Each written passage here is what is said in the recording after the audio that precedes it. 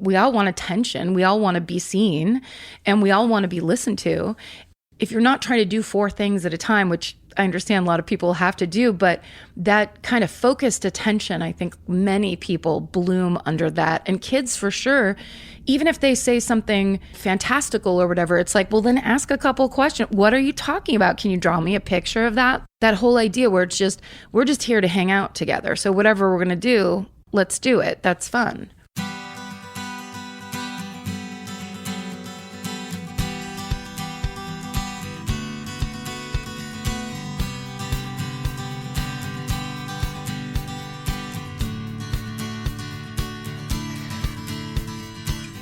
Welcome to Parent Footprint with Dr. Dan. I'm Dr. Dan. This show is about making the world a more loving, accepting, and compassionate place, one parent, one person, and one child at a time. The key to raising healthy and engaged kids is for parents to seek the same in their own lives while striving to be the best versions of themselves each day. No matter who you are or where you came from, with increased awareness, you can be purposeful about leaving a healthy footprint for your children, your family, and all those you care about, while living your own life to the fullest.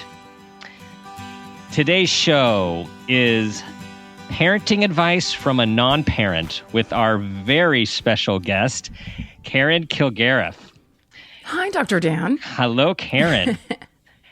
Let me tell you guys about Karen, although you all know about her. I'm going to tell you about her anyways. Karen is a stand-up comedian, writer, producer, and co-host of the hit podcast, My Favorite Murder. Together, she and FMF co-host Georgia Hardstark founded the podcast network Exactly Right Media, an amazing network. They also authored the book Stay Sexy and Don't Get Murdered. Additionally, Karen's known for her work as a cast member on HBO's Mr. Show, as a writer on the FX series Baskets, and as the creative judge on True TV's talk show, The Game Show. She also co-hosts the podcast Do You Need a Ride with comedian Chris Fairbanks. Karen. Hi. So good to have you here and get into one of your many areas of expertise, parenting. Okay, so this is my specialty. Let me just tell you, your jam. Okay, so let's start with where you came from. Like, what's your family like? Who are they? And tell us these who are these people that influenced you? Well, let's see. I'm from Northern California. I was born in San Francisco, and I was raised, my parents had kind of a funny experience. They lived in a place called Park Merced, and when my sister was 2 and I was a newborn, she walked out the front door and was gone. And they, of course, my mother freaked out, and they were running all over the neighborhood, and she had just gone to the next door neighbor's house and was just like sitting with an old lady. But that's when my parents decided they should move out of the city. They wanted my sister and I to grow up kind of away from the city. That kind of, they had this idea because they were both from San Francisco. So they wanted us to have kind of a idyllic country, wide open spaces kind of childhood. And so we moved to a town called Petaluma that's 30 miles north of San Francisco. And that's where I lived from when I was, I think 2 till when I left for college. And it was great. It was, my parents are, my mother was an only child. My dad had 8 brothers and sisters. So there was a really nice range of kind of family dynamics kind of going on. We also had our next door neighbors, the Hospitallers, were very good friends of my parents. So it was almost we called them aunt and uncle and their siblings, cousins, but we weren't blood related. But we basically, it was almost like a co-parenting situation. We had adults next door and older kids next door that were a big part of our growing up kind of community and the way we grew up. And we really did have, it was the kind of place where we could, as 5 and 7-year-olds, walk down to the corner store, which was half a mile away. And my parents had no problem with it and didn't think twice about it because we were 5 miles out of town, and the community was very close. And, it was I didn't think much of it. I kind of course, assumed, like a lot of people do, that everybody grew up the same way I did. And it took me a while to understand that we really had a beautiful childhood that was very, very idyllic in a lot of ways. And we just kind of had, by being in this town, which was, it used to be the egg capital of the world, Petaluma. So there was like free range was just the standard. Like we didn't understand anything else.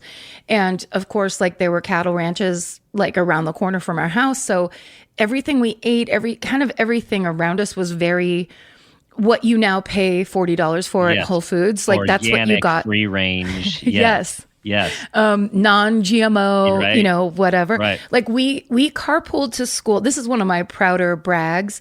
We carpooled to school every day with the Benedetti family, who, their family owned this dairy in town called Clover Stornetta, which is now the main milk that they sell at Clover. Whole Foods. Yeah. Because it's non-GMO. It's all, it's all raised like that. We're at the time. So that was like, I see that milk and I'm like, oh, like hometown pride. Yeah. Like we know the family that makes that milk. It was like that kind of really lovely, really idyllic childhood. Yeah, Petaluma is beautiful, and it's tough. Like all of our towns now has grown up. Still beautiful. Still old town is awesome. There's still open space, but you have to go a little farther out for that open space. But it's just a beautiful. It's country. It's beautiful country.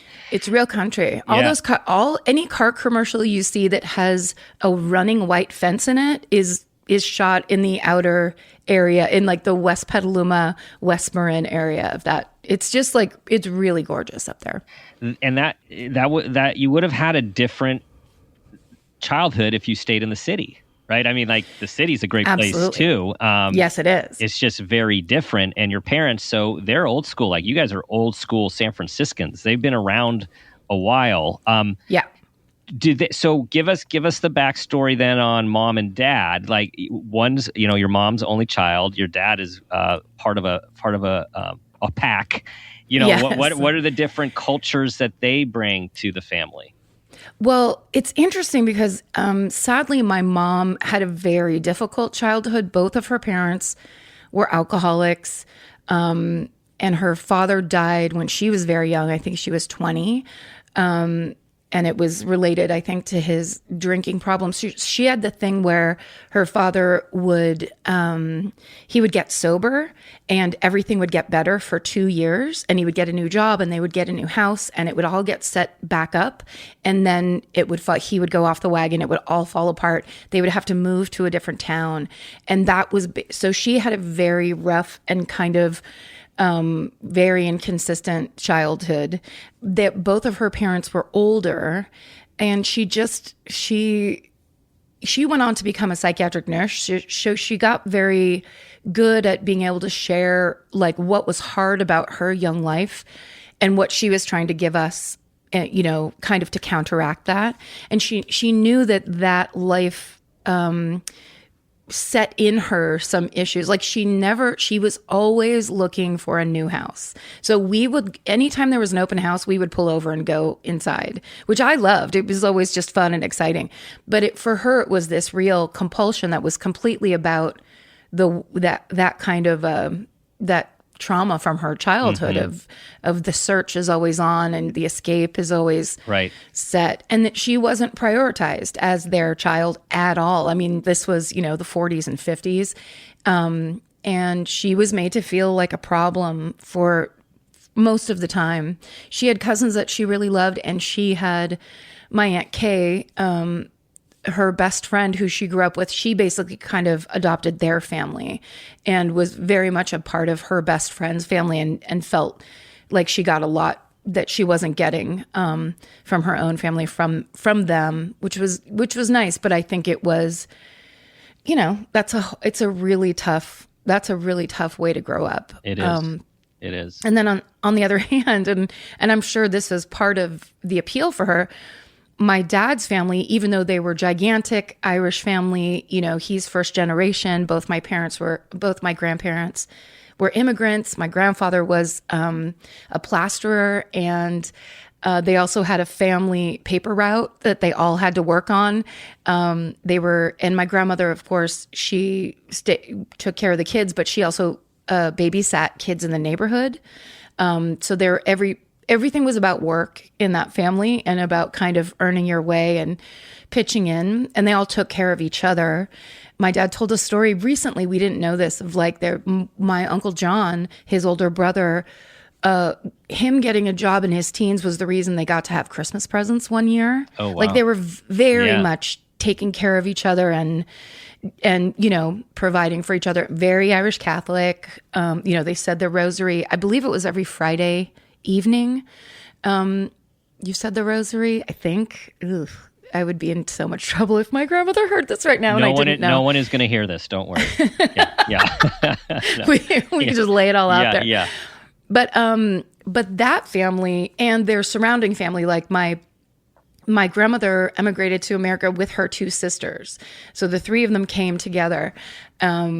They came through, this is actually, tell it quickly, but my favorite family story is they came through Ellis Island. They got picked up by a sponsor, which back then, that's the setup, right, that your family made. They paid someone in America to like look after and take care of you and put you in a place and then get you a job. And so they got picked up at Ellis Island by a guy in a white linen suit, and he brought them to the Lower East Side and put them into a room in a tenement house.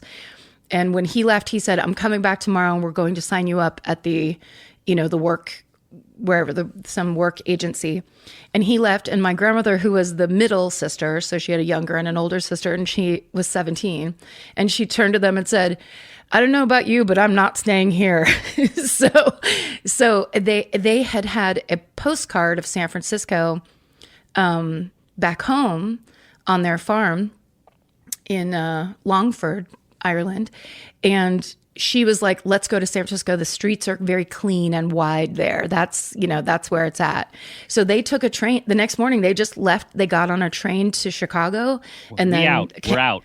Yes. They were just like, no. And it was her kind of saying, this isn't right for us. And we can't just accept like where we're landing, which I think that's strange. It really makes me so proud. My grandmother was amazing, and she was hilarious. She was truly one of the funniest people I've ever met. So then they came to San Francisco and basically got jobs as maids.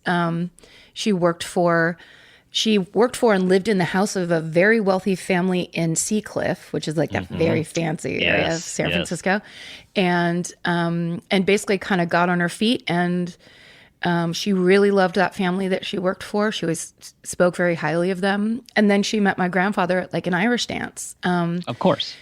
Right? Yeah. That's right. That's how you do it. Down at like the hall or whatever. Yeah, exactly. The Grange. Yeah. So that the Kilgariff side of my family are they're like, it's the good Irish, as they call it in at least in my family. There's like the good Irish who are like, the family loves each other and it's kind of like always a party and good times. Sure, they get into fistfights at weddings, which I've seen many times. Yeah. But always with other people, not with themselves. Exactly.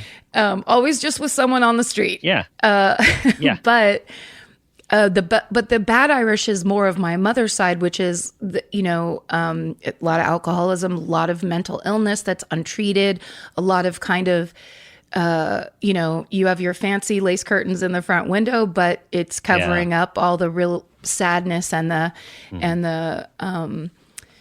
just the unprocessed everything. It's just, the repression and, being Irish Catholic is quite something in term culturally. I think there's a lot going on. So it was great because I think my mom met my dad and his family and was just kind of like, oh my God, it's this big, gigantic kind of roiling group of people that all, really, really loved each other. And they just were, it was just kind of like, we're making it work, you know?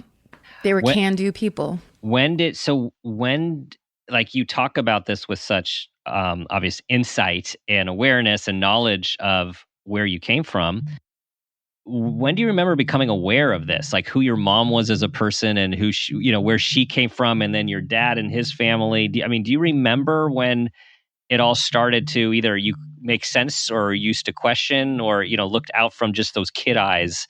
When we think our parents are just the most amazing people in the world, and then we're like, oh, they're human too. Yeah. Yeah.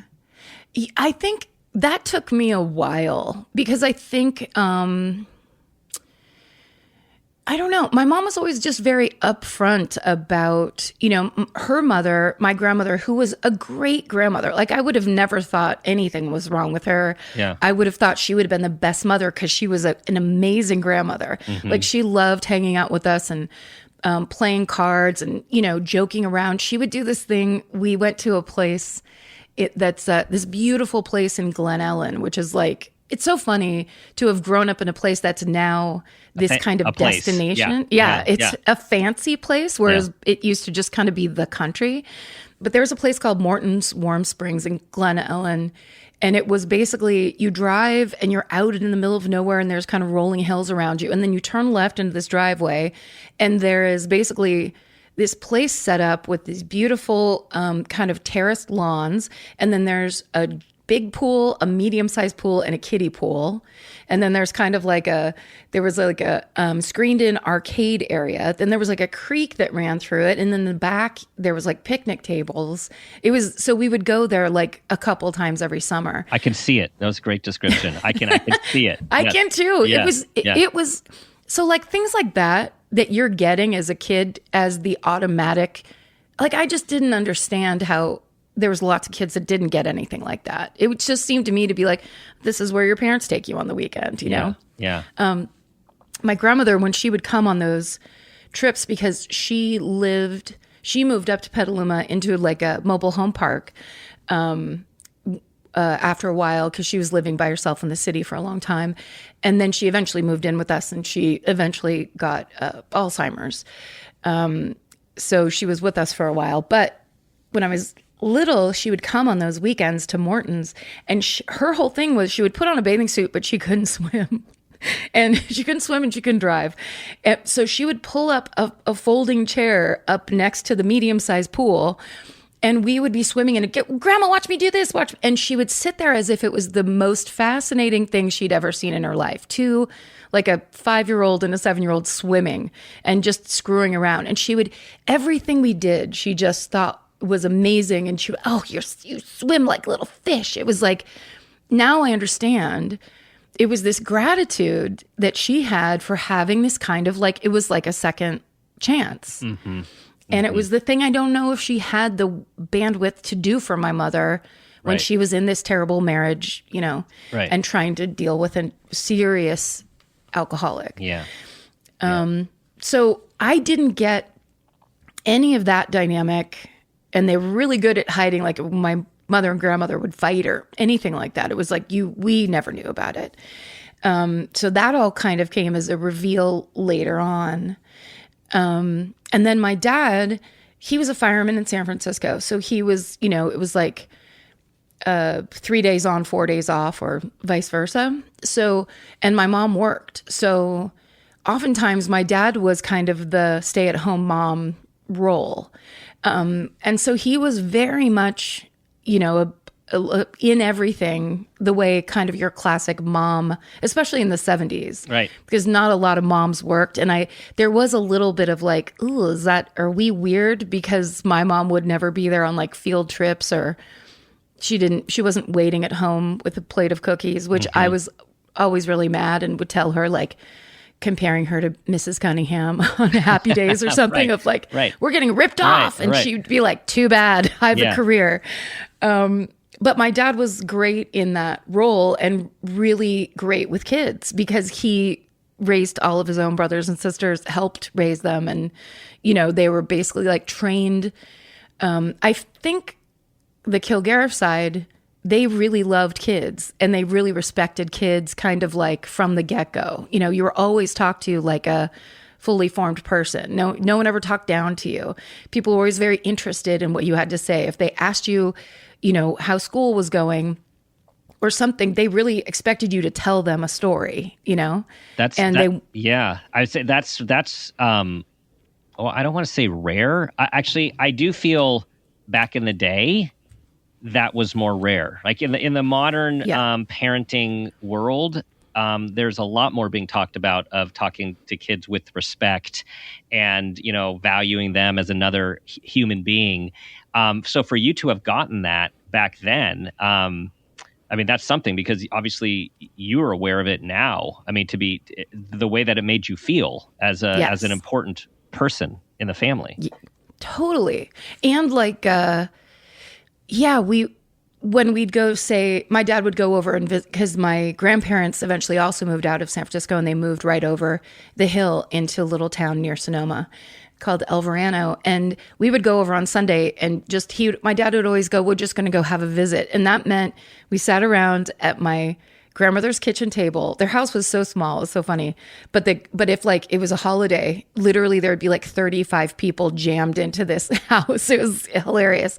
But when you'd go for a visit, you would sit there. My grandmother always had a pot roast on the oven all day and night, no matter what was going on. You could always get a piece of pot roast, which is really hilarious and specific. But most of the time she would like sit down, she would serve coffee and some kind of a pastry, and then they would have a visit. And that basically just meant going over the family gossip and the like people we know gossip. And you got to be in that. You were expected to sit at the table, eat your whatever they gave you, and kind of listen and hang out. And then eventually they would turn to you and be like, so now it's your turn, basically. And so it was like kind of this training that I didn't know I was getting, to be a part of things, and knowing that eventually I was going to get asked some questions, and that they wanted to hear the answers, and it wasn't perfunctory. They wanted to know what was going on and what I thought of things, and had I heard about this, and do I know about it. Was really it was so kind of past heartwarming, because it was like really having a relationship with a real person, not just a grandparent that's patting you on the head. Right. You know? Right. So this clearly is your earliest, your early training as a parenting expert came in the way, you know, I'm only being half facetious, and the way like you were actually treated, you know. So it's like, what did you like as you're reflecting now? Like, what are those things that you're like, wow, these are things I recommend? And also like, you know, no. Like that's not helpful. I mean, I guess these are the things, you know, when they came up for me was when my sister had her daughter, my niece, Nora, who was, you know, the timing was really perfect, because later on my mom also developed early onset Alzheimer's, and it was a really difficult time in the family. And then my sister had this baby, and suddenly it was like we had something else to focus on, something really positive. And she was, I think because there were so many people that were just always like looking her in the eye, you know, like paying attention to her, talking directly to her. That mixed with the fact that my sister was by herself. So she would put the baby down, you know, like on a blanket and go get the laundry. Nora would just like try to follow her. So Nora started walking really early. She started talking really early, like blew the pediatrician's mind. My sister's, the pediatrician would be like, do you understand what it's like to be able to talk to a 9-month-old baby? My sister's like, I don't know. She's just, that's what she's doing. But I believe part of it, I think has a very smart brain. Her father was very smart. And my sister's very smart. But I also think it's because she was constantly engaged, you know, in her face. It was like we would ask her questions. We would talk to her. Even, you know, from a very young age, she got that same kind of treatment. You know, it's a thing of pull the high chair up to the table and make her sit there and eat dinner with us, even if she doesn't necessarily like it or whatever. It's like, no, you're here at the table with the adults. So to me, I think that presence, I mean, it's like presence. It's like staying present and engaging.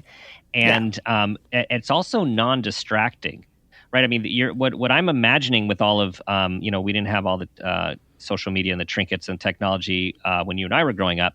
But, in this day and age, it's so easy to be distracted while our kids are eating, while our kids are bathing, while our kid, I'm not getting that. I'm getting engagement and really paying attention.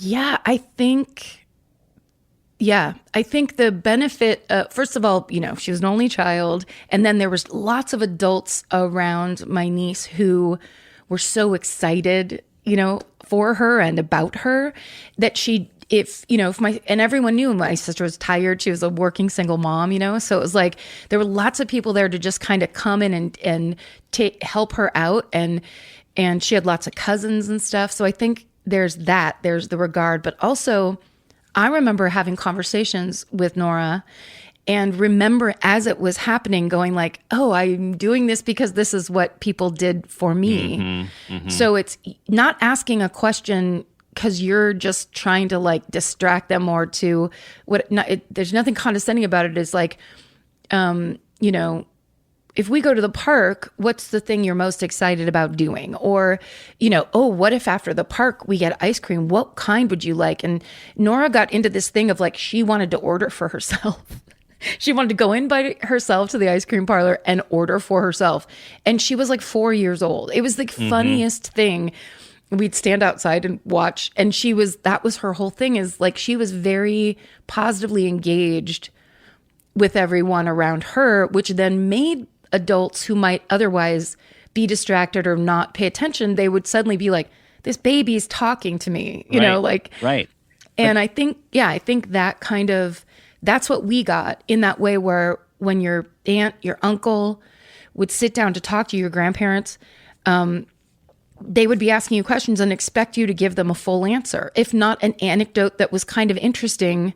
You know what I mean? If like you couldn't deliver a good story or whatever, it's like, all right, well, we'll move on to your cousin. Like there's other people that we can be talking to. So you had that thing of, you knew that you kind of understood what your place was and what you were being asked to do. So you had to kind of dig around and go, what is the most interesting thing I did at school this week or whatever? And like, tell grandma a good story. Well, it instills confidence.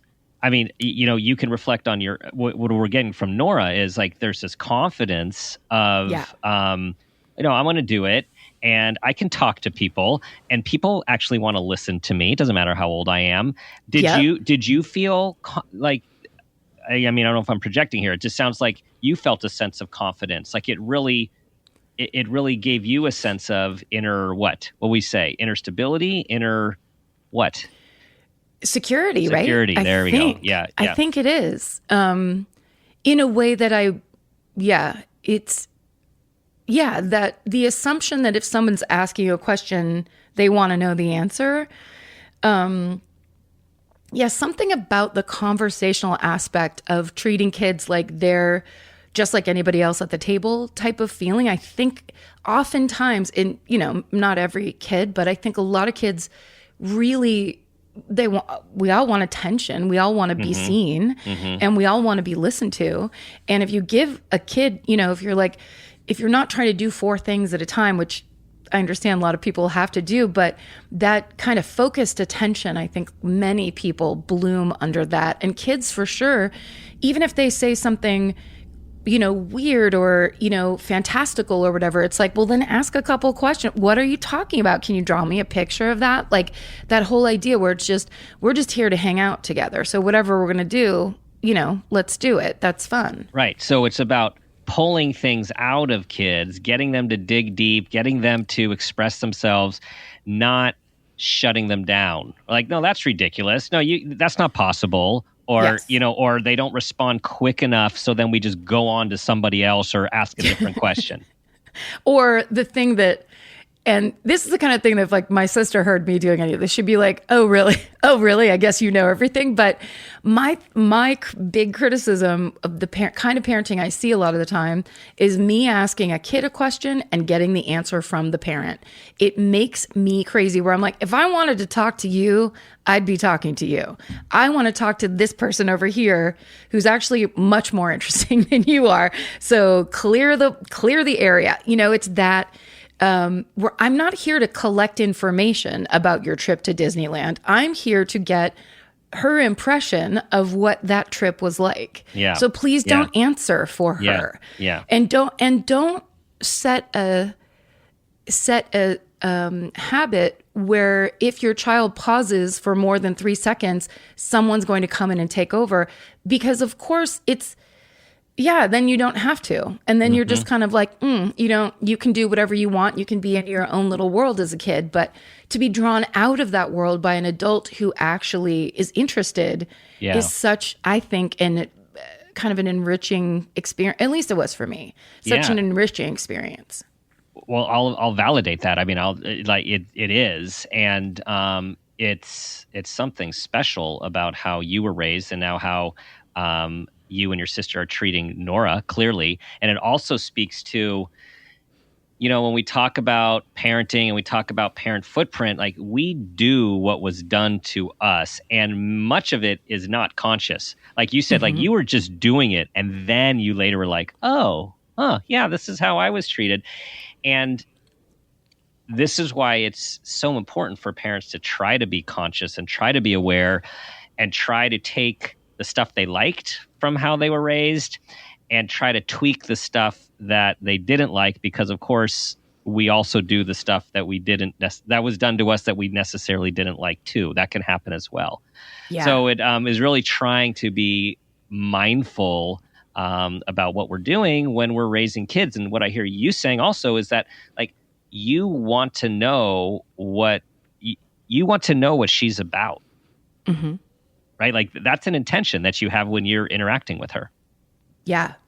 Well, because I think it was really mind-blowing definitely for me, but I think my sister too. I think all of us, that my niece came out and was really such this person almost automatically. Like, from a very young age, it was just like, what are you doing? Like, she was a fascinating individual. She walked really early and talked really early. So it was the kind of thing where it was easy to spend time with her because she was kind of fascinating, and she really could tell you about how she felt and what she was thinking. And then also, I think there was that consciousness that came from my mom's side, because my mom tried so hard not to do the things she knew were ingrained in her, because some of the things ingrained in her were really bad. And I think that's why she went into psychiatric nursing. I think she was just like, really wanted to make a split from those experiences and those habits. So she was always very kind of, she was definitely at least very verbal about those concerns. And she also always was telling my sister and I, like, please don't fight. You should be best friends, and you're the two people that you have in the world. Like, you don't understand what it's like to not have anybody. So common for only kids to really be horrified when their kids fight, because they were just always dreaming, oh my God, if I just had someone, I would just love to hang out with them. I would never fight with them. And then so sometimes it's an overcorrection, because fighting, of course, siblings is where we actually learn a lot about the world. So did she rush in? Did she rush in a little early? Like, you're like, no, she's just being a total, like, was it like she didn't want you to fight at all?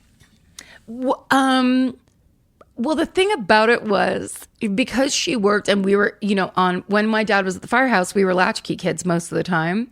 So she would come in on the kind of like at around 7:30 when we had fought ourselves out, and it was just kind of like, well, I kicked a hole in the bottom of Laura's door. You know what I mean? Like, well, here's the thing or whatever. And it would almost be like post fight talk down. Right.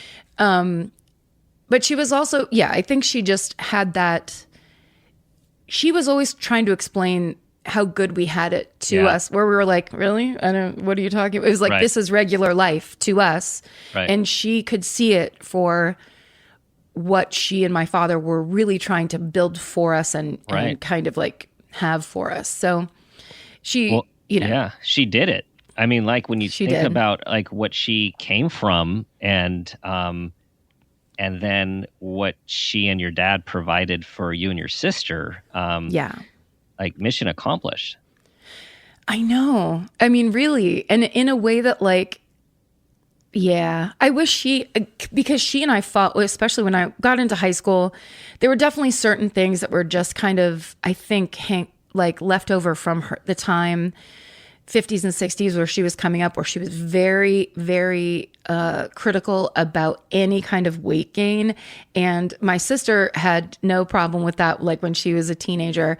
But I had like this weird weight gain in high school that I'm sure was about, I mean, a lot of things, but it was like kind of out of the blue. And it was pretty, I think I gained like 40 pounds between like just sophomore and junior year or something. And she just acted like it was the worst thing in the world.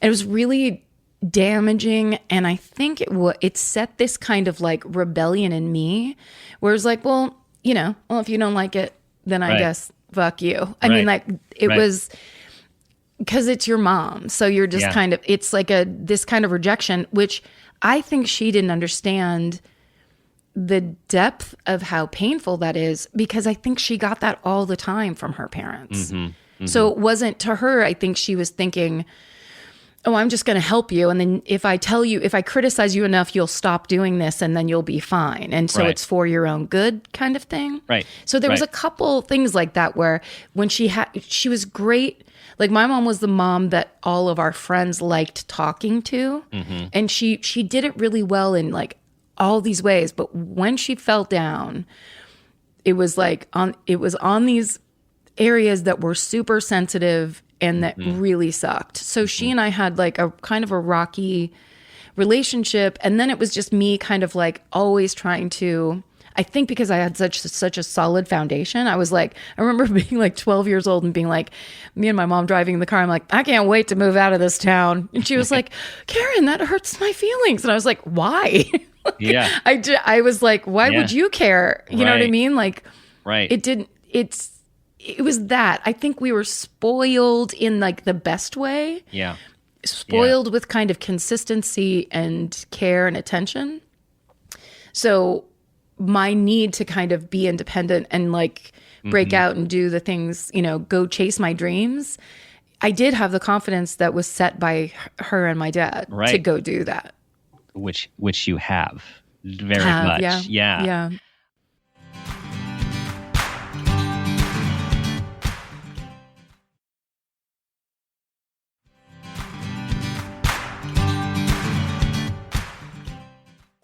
I just want to go back to that real point in time, because there's so many lessons in there for, you said, your mom's probably coming from a place of, first of all, probably being criticized for everything. And as you said, she's probably thinking like, well, I'm not criticizing you. I'm just trying to help you because I love you. Yeah. Which of course it wasn't really received that way. What can you say to parents, about when their kids are having changes, identity changes, physical changes, right? Trying things on. What would you say is the approach during those sensitive times? I mean, I can't even pretend that I know what the correct approach would be. This is really where I'm at in my depth. But what I would say is, I think my mom, because I look a lot like my mom, and definitely did back then. Mm-hmm. I think there was a lot of identifying that was going on with her that I didn't understand, she basically thought she was talking to herself. Because looking back, when I looked back at pictures like years later, at the time, my mom was overweight. So it was kind of like she was talking to herself. Yeah. Yeah. And kind of like, if we both just get real tough about this, we're going to solve it or something. Maybe that's a piece of it. I think that idea that your child really is a fully formed person that is separate from you. Right. It's not some version of you. And having a little bit of healthy distance to let that person figure out who they are and be who they are. Like I got this really awesome prom dress when I was a senior that she splurged on because it was way more expensive than I thought she would ever spend. And I was really excited, and it was such a cool dress. And I was so excited. And then on the drive home, she goes, "What's great about this is you can wear this dress to a fraternity dance when you go to college." And I was like, Mom, I'm never going to a fraternity dance. Like, what are you talking about? I dyed my hair black last week. Like, I'm not that person. That's not me. Yeah. That's not me, but it's her version of what a successful young woman would spend her time doing, I guess. Right. So there was not a ton of interest in the reality of what I liked and was doing. Like, I remember I was telling my sister this story or whatever, or no, my cousins came to visit, the ones that were not related, next door neighbors. And I was telling the story of when I was a senior in high school was the first year they had the theater department at my high school. So of course, we all signed up for it or whatever. And so there was a night of one act plays, and we did Shirley Jackson's The Lottery, one of the classics. And then they did No Exit. And then the third one was me and this guy in my class. And it was a comedy scene. It was really good. It was like two people who meet on a park bench. It was kind of, I don't know, it was whatever, but it was great. And like, we did it for the school, and then we did it for like the parents at night one night, and people went crazy. And so I remember going back home that night after the play, and it was my mom and my dad and my aunt and my real aunt and uncle, my related aunt and uncle, and then my Aunt Jean and my cousin Cheryl, and all these people standing in the kitchen. And when I walked in the house, they all were like, "Ah!" Like they were screaming. They were like, "You were so good. We can't believe it." And I was like, "You can't believe it? I've been trying to do like a show for you in the front room since I was 4 years old. Like, how did you not know I would be good at this when this is all I've been doing, showing off and doing voices and trying to, like be the center of attention?" And they were so shocked. And I was just like, you people, like this was mid 80s. It was so pre the helicopter parenting thing. Right. When the opposite. It was truly the opposite, where it was a discovery for them through the school that this is something that I was good at. It was hilarious. I'm thinking about what you said about the separation of child and of parent and child, and that is something that a lot of parents struggle with.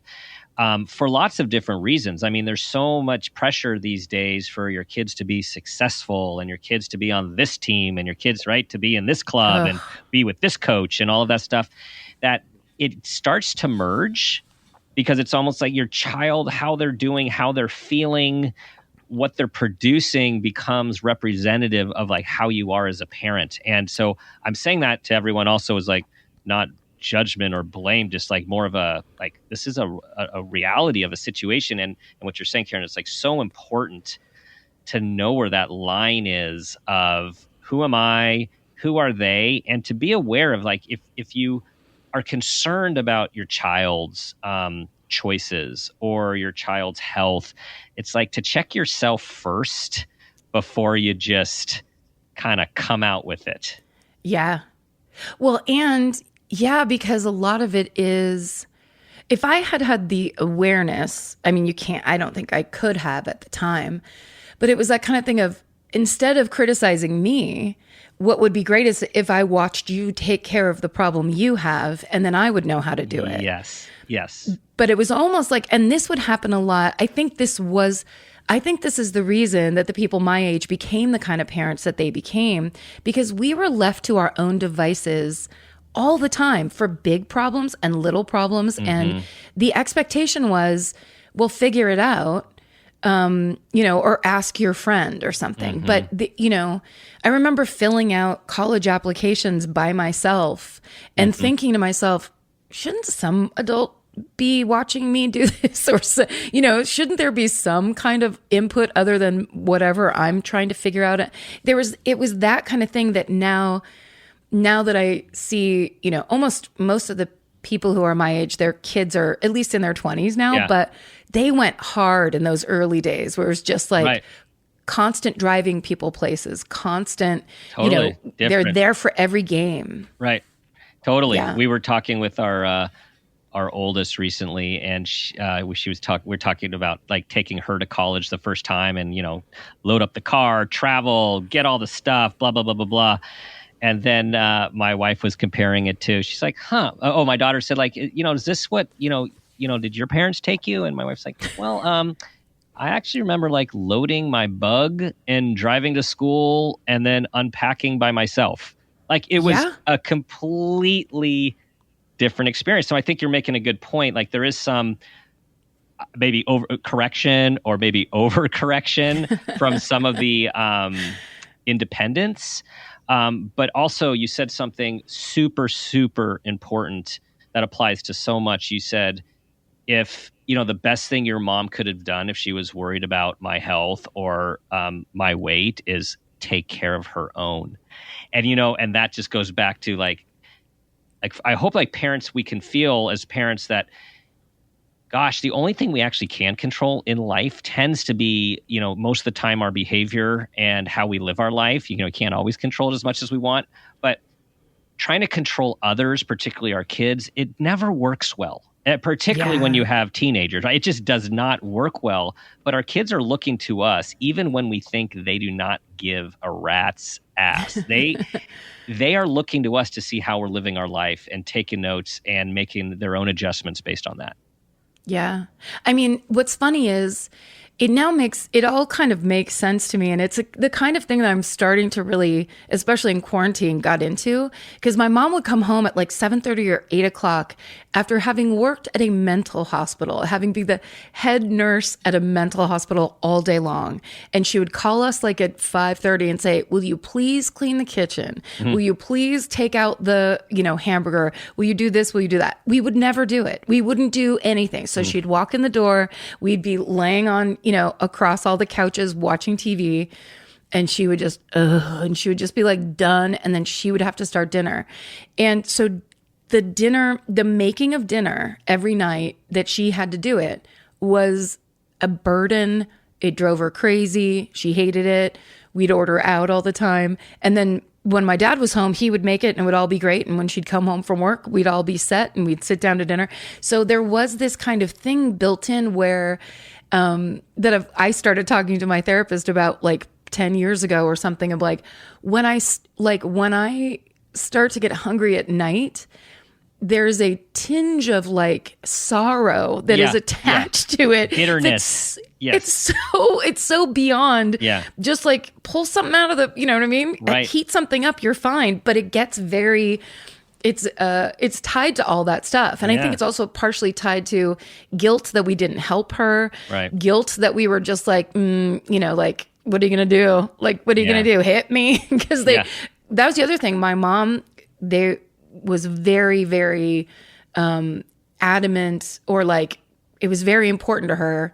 We never were hit. We were never threatened. Right. We were yelled at, of course, but in a way that like, they almost instilled all the rules when we were young. Mm-hmm. So we didn't have to get yelled at because we knew just don't do that. It's going to cause problems or whatever. But there was never any kind of hitting or anything. That was a conscious decision, right? There we go. Yeah, like something big. That they were not going to repeat. Yes. Hugely important. And I'm glad you got those great meals. Everyone knows that firefighters generally are amazing cooks. Truly the best. Yes. Yeah. Yes. Yeah. Yes. And we would get it every once in a while. And I have to say, my mom did have a couple of those like Campbell soup 70s recipes that were so good in how bad they were. Like minute rice, 3 soup chicken, and like frozen corn. Yes. There were some things that she did well, but it was like, now my sister I can't say a thing about our mom, or the way she raised us, because my sister's like, you have no idea. You have no idea how hard it was for her. Right. I'm like, you're right. I have no idea. Right. And one of the other reasons also that makes you such an excellent parenting expert, you know these things, Karen. Okay. So parent footprint moment. Here we go. Are you ready? Yeah. So tell us about a time that you became aware of yourself as an individual, or an awareness of your parents, and that new awareness had a positive impact on yourself and those you care about and your life. Okay. Well, the first one I thought of was, it's about my dad, because my friends' dads, there's some that I never saw. Like in the 70s, dads weren't around, or they were kind of in like a weird smoky, brown liquor background kind of thing, or they were in the TV room watching Smokey and the Bandit by themselves. It was very like non-nuclear in that way. Except for my dad, who was kind of the one that was like, he was standing there on the playground with the moms. You know what I mean? Like he was in the mix so much. He went on field trips with us. It was great. And there was a time, and the earliest one was, so he used to have to drive me in the morning to go get shots because I had really bad allergies as a kid. And so I would go get shots, I think Monday, Wednesday, Friday, or something like that. And it was in the town, Terra Linda, which is a little bit south of Petaluma. And there was one morning, and this is about as 70s as things can get. So I was probably 6 years old. And he wanted to run into the Safeway to get a newspaper, but he didn't have any change. Or the newspaper, like, dispenser machine was outside, but he had to go in to get change. So we were standing next to the newspaper machine. He goes, wait right here, I'll be right back. So he left me outside the store, which was absolutely standard at the time. Yep. And as I was standing there, an unhoused man, we'll say, came up, dressed very shabbily and almost scarily. He kind of looked like, he looked like something from the Saturday morning live action shows. You know what I mean? Like Sigmund and the Sea Monsters. You could almost not see a person underneath all the layers of clothes, really dirty face. He came up and he was shit-faced drunk. I mean, I could smell it on him. And he put his hand, it was like he also wanted to get a newspaper. He put his hand in his pocket and he pulled out like almost a cartoonishly hilarious, like it was like a broken crayon and lint and whatever, and of course no money. And he stood there kind of weaving on his feet back and forth, staring at his hand, and I was just staring at his hand with him because he was just standing in front of me. And he looked at, like, he was looking down, and then he looked up and he goes, "What are you looking at, asshole?" and I was like, wait, what? like what? But before I could even react, that man was, in my 6-year-old eyes, he was flying through the air. And my dad, of course, had been walking up, seeing that a man was talking to me, or at least standing near me. He walked up and just kicked him right in the ass. And so he just kind of like flew over that way. And then my dad got his paper, and the guy, of course, immediately started yelling like, "You son of a bitch, I'm going to call the cops." And I'm like, "Dad, he's going to call the cops." He's like, "It's fine." And he grabbed my hand and we got in the car. And then on the ride up to getting my shots, I just had this thing of like, I'm completely safe. Like nothing, even when I come close to something that feels, just the second it becomes threatening, there is a person that is looking out for me always. And so that was a very early memory, on top of anytime we went to the park or we were in a pool, my dad ended up, like the thing was, if he picked me up and threw me across the pool, then kids would start lining up and he would have to just keep throwing kids off across the pool all day. Or like at the park, there were these cool swings that were like one on each side in a T shape. And so he would my sister and I would sit in the swings on either side, and he would hold the pole in the middle, grab one swing, and then walk around so that when he let go, we would just be flying like it was a ride at the fair, and kids would line up, and he would just keep doing it for everybody in the park. So there was this kind of very overt protection and very overt providing of like, your fun here at the park is important. Like it's a priority. I will spend my time making sure you have fun and making sure all these stranger kids who are also at the park by themselves have fun. And it always just was like, there was no specific idea in my mind except for just like, that's my dad. That's what my dad is like and does. So much of your narrative, of your stories, of your memories are being like treated with respect, presence, engagement, and mattering on top of safety, which is it's really special. It really was.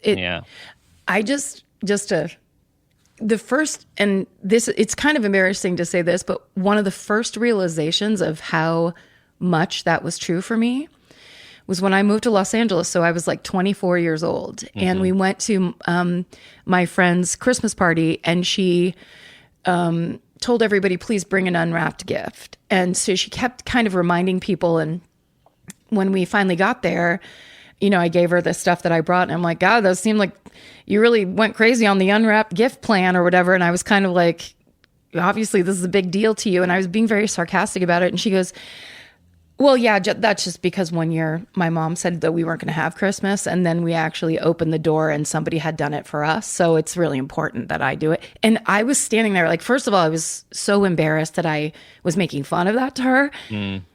I never thought about the fact that just was not a reality in my life. Yeah. And it was so humbling and so like, it just made me realize like the depth of which, because that's probably what both my parents, they had to deal with at some point in their lives. Right. And that just this idea that I had that level of that, I think that's privilege, when you don't even consider that kind of experience. For sure.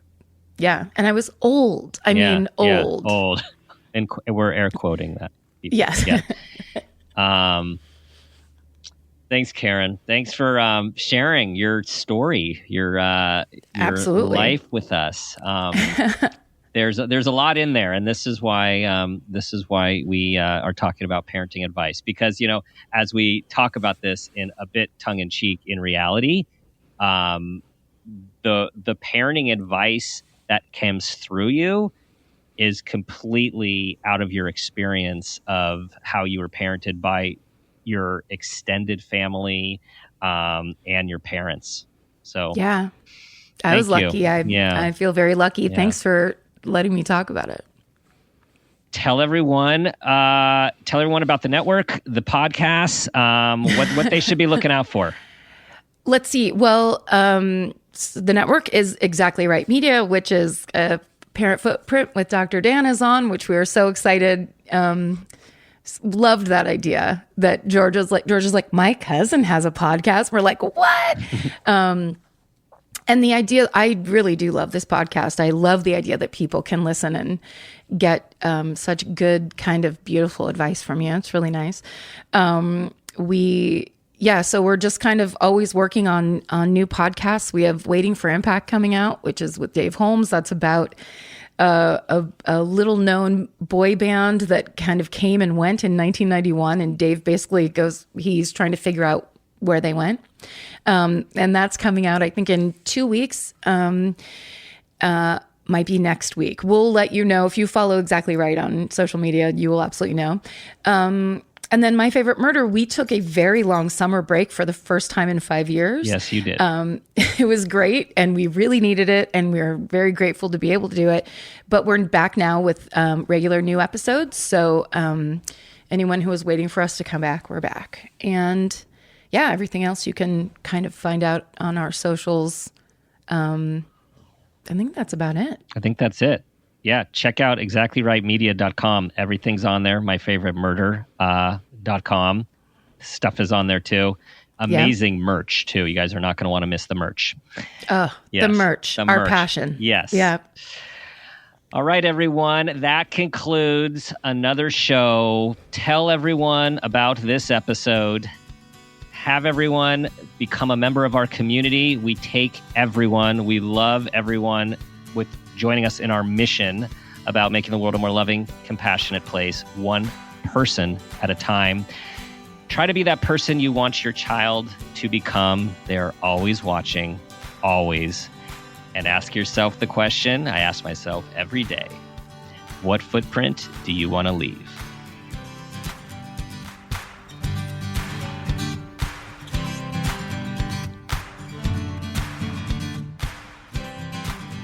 This has been a Peters and Rossi production. Parent Footprint with Dr. Dan is produced by Laura Rossi. Our engineer is Phil Rossi. Theme music is Strummer Man, composed and performed by Pro Tunes. Artwork is by Garrett Ross. Follow us on Instagram and Facebook at Parent Footprint Podcast and on Twitter at Dr. Dan Peters. If you are an advertiser interested in advertising on our show, go to midroll.com/ads.